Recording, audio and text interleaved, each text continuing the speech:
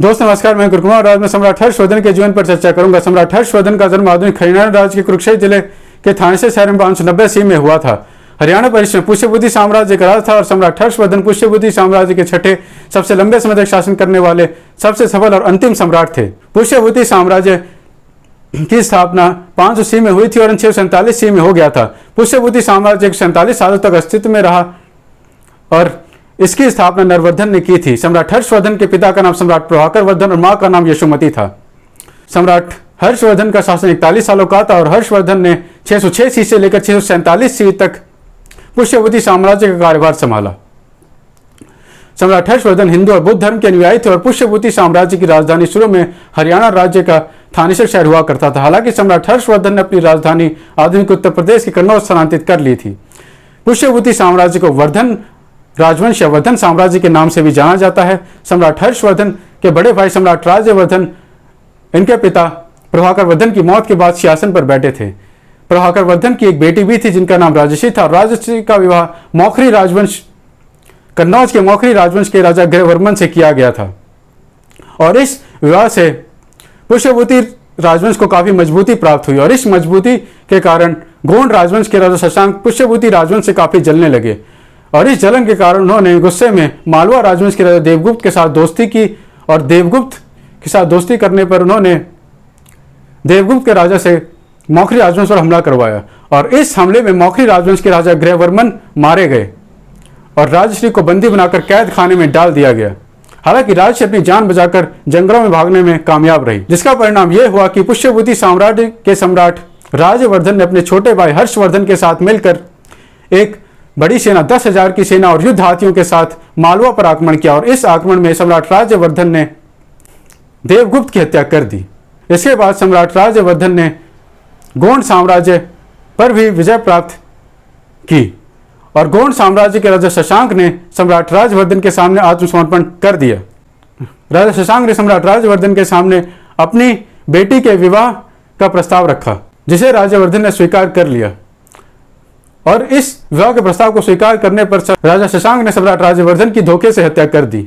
जिसके बाद पुष्यभूति साम्राज्य के अगले सम्राट हर्षवर्धन बने और सम्राट हर्षवर्धन ने अपने भाई की मौत का बदला लेने के लिए पूरी बंगाल के कामरूप साम्राज्य के साथ दोस्ती की और दोनों ने एक साथ मिलकर भारी बलों के साथ गोंड साम्राज्य पर आक्रमण कर दिया और इस आक्रमण के बीच गोंड साम्राज्य के राजा शशांक राज्य छोड़कर भाग गए। हालांकि सम्राट हर्षवर्धन ने गोंड साम्राज्य पर जीत तो प्राप्त की, लेकिन उन्होंने गोंड साम्राज्य पर 625 ईस्वी में अधिकार किया और पुष्यभूति साम्राज्य की सीमाओं को गोंड साम्राज्य तक फैला दिया और इन सफलताओं के और पुष्यभूति साम्राज्य की सीमाओं को पूरी बंगाल के कामरूप साम्राज्य से उत्तर भारत के नर्मदा नदी तक फैला दिया गया।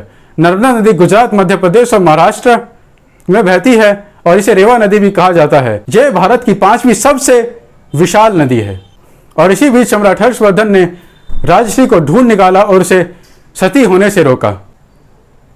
सम्राट हर्षवर्धन ने मौखरी राजवंश की कमान राजश्री को संभाली, क्योंकि मौखरी राजवंश को राजा गृहवर्मन की मौत के बाद संभालने वाला कोई नहीं था, लेकिन राजश्री कन्नौज संभालने में असमर्थ थी। इसीलिए सम्राट हर्षवर्धन ने अपनी राजधानी हरियाणा के थानेसर से कन्नौज स्थानांतरित कर ली। सम्राट हर्षवर्धन ने अपने शासन से पहले अलचोन हुनों पर भी आक्रमण किया और उनके आक्रमण को विफल किया था।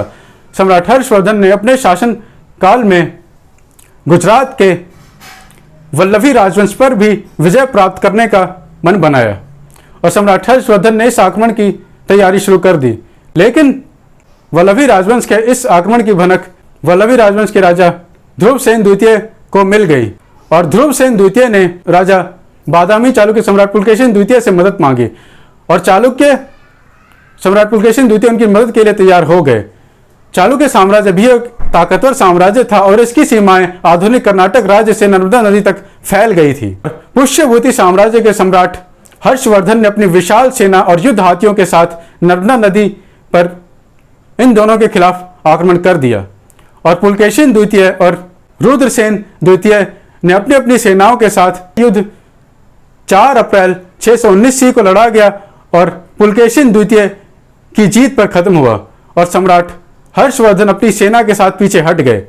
इस युद्ध के खत्म होने पर हर्षवर्धन और पुलकेशिन द्वितीय के बीच में एक संधि पर हस्ताक्षर किए गए और इस संधि में नर्मदा नदी को पुष्यभूति साम्राज्य और चालुक्य साम्राज्य के बीच की सीमा माना। हालांकि इस युद्ध में हार के बावजूद सम्राट हर्षवर्धन ने अपने बेटी के साथ विवाह का प्रस्ताव राजा ध्रुवसेन द्वितीय के सामने रखा और ध्रुवसेन द्वितीय ने इस विवाह के प्रस्ताव को स्वीकार किया। और इस विवाह के हो जाने पर सम्राट हर्षवर्धन ने नर्मदा नदी के युद्ध में हार के बावजूद पुष्यभूति साम्राज्य की सीमाओं का विस्तार किया और पुष्यभूति साम्राज्य को गुजरात तक फैला दिया। सम्राट हर्षवर्धन के शासन के दौरान सम्राट हर्षवर्धन को शीलादित्य और महाराज धीराज जैसे नामों से भी जाना जाता है। सम्राट हर्षवर्धन के दरबार के कवि बाणभट्ट ने उपन्यासों की रचना भी की थी। इन उपन्यासों का नाम कादम्बरी और सम्राट हर्षवर्धन के जीवन के ऊपर हर्षचरित की भी रचना की गई। हालांकि इन उपन्यासों को भूषण भट्ट ने अपने पिता बाणभट्ट की मृत्यु के बाद पूरा किया। सम्राट हर्षवर्धन के शासनकाल के दौरान उत्तर भारत इतना संपन्न और समृद्ध हो गया था कि भारत से ही नहीं बल्कि दुनिया के कोने कोने से लोग उत्तर भारत का दौरा करने और यहाँ अपनी शिक्षा प्राप्त करने पहुंचते थे। एक चाइनीज यात्री ज्वानजैंग ने 629 ईस्वी में सम्राट हर्षवर्धन के दरबार का दौरा किया और हर्षवर्धन के दरबार में लिए गए फैसलों से वो बहुत प्रभावित हुए और उन्होंने हर्षवर्धन की बहुत ज़्यादा तारीफ की। सम्राट हर्षवर्धन युद्ध नीति, युद्ध कला और पढ़ने लिखने में अत्यंत कुशल थे। हर्षवर्धन एक लेखक थे और उन्होंने संस्कृत में रत्नावली, प्रश्नमालिका और नागरन जैसे पुस्तकों की रचना की।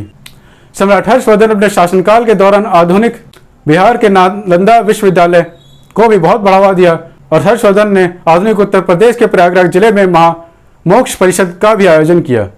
यह एक त्यौहार की तरह मनाया जाता था और इसमें सम्राट हर्षवर्धन अपना सारा खजाना गरीबों और जरूरतमंदों में दान कर दिया करते थे, जिसके कारण सम्राट हर्षवर्धन की ख्याति पूरी दुनिया में और भी ज़्यादा फैलती गई।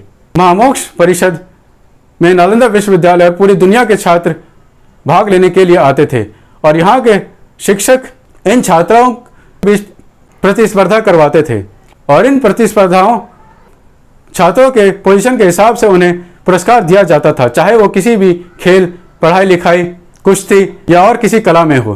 सम्राट हर्षवर्धन के शासन के दौरान 6 बार महामोक्ष परिषद का आयोजन किया गया। यह इतिहास में एक महत्वपूर्ण घटना मानी जाती है। सम्राट हर्षवर्धन ने हमेशा सादा और सरल जीवन का समर्थन किया। हर्षवर्धन ने शराब, मसालेदार भोजन और किसी प्रकार के जीव जंतु की हत्या किसी भी कारण करने या उन्हें खाने पर प्रतिबंध लगा दिया और इन प्रतिबंध को तोड़ने वालों को कठोर दंड दिया जाता था। सम्राट हर्षवर्धन के शासनकाल के दौरान सती प्रथा को बढ़ावा दिया गया, जिसे सम्राट हर्षवर्धन तोड़ने में नाकाम रहे थे। सम्राट हर्षवर्धन के शासनकाल के दौरान एक और महत्वपूर्ण घटना पाटलिपुत्र और मगध का डिक्लाइन था।